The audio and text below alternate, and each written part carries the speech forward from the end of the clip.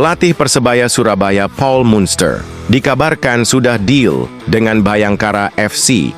Manajemen Green Force belum sodorkan kontrak baru. Kontrak Paul Munster bersama Persebaya Surabaya akan kadaluarsa pada akhir musim ini. Tapi, pelatih asal Irlandia Utara itu bisa jadi tidak akan bersama Green Force lagi di musim depan. Sebab, dari info yang didapat, Munster sudah mendapat tawaran dari mantan klubnya, Bayangkara FC, yang baru saja kembali ke kasta tertinggi. Info yang diterima, negosiasi itu sudah dilakukan sejak 2 pekan lalu. Bahkan, dari sumber yang didapat, sudah ada deal antara kedua belah pihak. Munster akan kembali menukangi Bayangkara FC, klub yang pernah diarsitekinya pada edisi 2019-2022. Gabriel Budi, agen Paul Munster. Budi tidak menampik kalau belum ada tawaran kontrak baru dari manajemen Green Force. Tapi kabar balik kucingnya Munster ke Bayangkara FC semakin kuat. Sebab ketika ditanya soal kontraknya di Persebaya, Munster irit bicara, "Saya belum memikirkan hal itu. Saat ini saya masih fokus untuk memimpin Persebaya menghadapi Persija Jakarta di laga selanjutnya," terang pelatih 43 tahun tersebut. Pihak manajemen juga tidak membantah kalau belum ada tawaran kontrak yang diberikan kepada Munster. Karena kontrak untuk pelatih ini kan situasinya beda dengan pemain. Apakah kami perpanjang atau tidak, akan kami lihat hasilnya sampai akhir musim, beber Direktur Operasional Kandra Wahyudi. Kandra memang harus banyak melakukan kalkulasi. Keputusan pihak manajemen tidak bisa dibuat tanpa pertimbangan matang, sebab pihak manajemen tidak hanya memikirkan tim untuk musim depan saja. Tapi kami selalu berpikir bagaimana menyiapkan tim untuk 3 atau 4 musim ke depan sekaligus, kata pria yang sebelumnya menjabat sebagai manajer tim itu.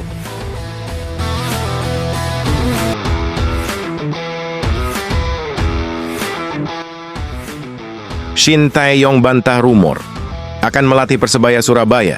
Tidak ada tawaran nyata. Rumor Shin Tae-yong mantan pelatih Timnas Indonesia yang dikaitkan bakal melatih Persebaya Surabaya kini terjawab. STI bahkan membeberkan rencananya pasca tak lagi menukangi skuad Garuda. STI saat ini memang masih berstatus tanpa klub seusai posisinya di Timnas Indonesia digantikan oleh Patrick Kluivert beberapa waktu lalu. Buntutnya, beredar rumor bahwa Shin Tae-yong bakal melatih klub baru yang kabarnya menjajal Liga 1 Indonesia. Melansir dari bolasport.com, Persebaya Surabaya dan Persija Jakarta menjadi 2 klub Liga 1 Indonesia yang dikaitkan dengan Shin Tae-yong. Persebaya Surabaya sendiri sudah membantah rumor Shin Tae-yong bakal menjadi pelatih baru Bajul Ijo, meski kontrak Paul Munster akan segera habis di penghujung Liga 1 2024 nanti. Sedangkan Persija Jakarta masih belum mengklarifikasi rumor tentang Shin Tae-yong yang beredar. Kini Shin Tae-yong sendiri telah membantah rumor bahwa ia bakal melatih Persija Jakarta maupun Persebaya Surabaya. Melansir dari New Daily, tampak Shin Tae-yong menyebut tak ada tawaran sama sekali yang masuk dari klub Liga 1 Indonesia kepadanya. Padahal tidak ada tawaran dari Indonesia, tidak ada tawaran nyata, dan saya tidak mendengar apapun secara langsung, lanjut Shin Tae-yong. Saya berencana untuk beristirahat dari peran saya sebagai manajer selama sekitar 1 tahun. Shin Tae-yong juga mengaku ingin belajar tentang sepak bola di saat masa rehatnya sebagai pelatih. Jamani berencana untuk lebih banyak belajar sepak bola selama saya beristirahat. Saya tidak punya rencana untuk posisi manajerial saya berikutnya saat ini. Jika ada yang tahu apa yang akan terjadi di masa depan. Tentu saja saya akan menyenangkan jika saya mendapat tawaran dari tim yang bagus. Tetapi saya tidak akan terlalu serakah dan hanya beristirahat, pungkasnya.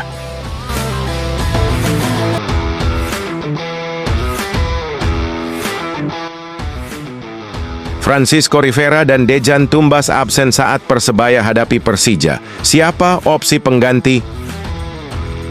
Persebaya tengah bersiap menyambut laga perdana setelah jeda kompetisi sekitar sebulan, yaitu menghadapi tuan rumah Persija Jakarta di Stadion Gelora Bung Karno, 12 April mendatang. Di tengah persiapan tersebut, pelatih Persebaya, Paul Munster, tengah dipusingkan dengan absennya sejumlah pemain kunci yaitu Kadek Raditya, Dejan Tumbas, dan Francisco Rivera yang harus menepi karena akumulasi kartu. Absennya Dejan Tumbas dan Francisco Rivera kemungkinan yang paling bikin Monster pusing, karena kedua pemain itu menjadi andalan utama di lini tengah sebagai penyokong serangan Persebaya. Tumbas justru akhir-akhir ini memainkan peran yang cukup baik sebagai gelandang, sedangkan Rivera masih konsisten sebagai nyawa permainan Green Force. Saat Rivera absen, hasil negatif malah sering berpihak kepada Persebaya.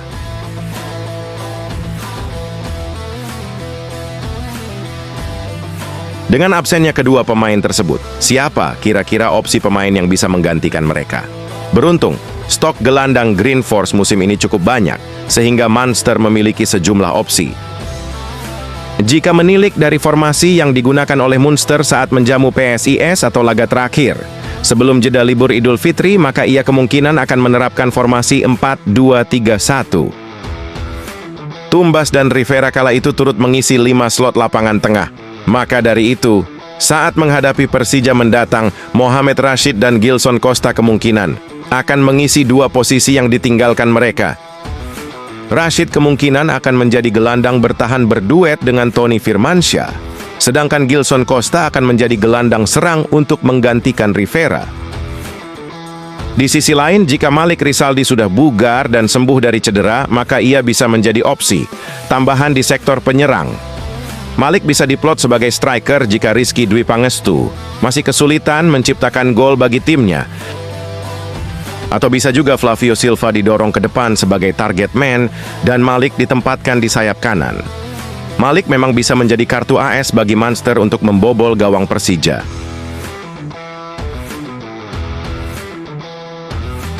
Persebaya sendiri terus melakukan latihan intens untuk persiapan akhir menghadapi Persija. Latihan fisik terlihat diberikan secara intens kepada para pemain. Lalu dilanjutkan dengan menu latihan untuk mengasah umpan-umpan pendek.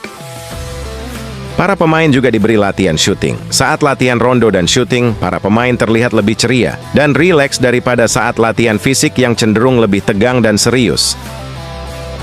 Bahkan saat latihan syuting, para pemain saling bersenda gurau setelah melakukan tendangan ke arah gawang. Misalnya pemain yang gagal memasukkan bola akan dirujak pemain lain, tentunya dalam konteks bercanda.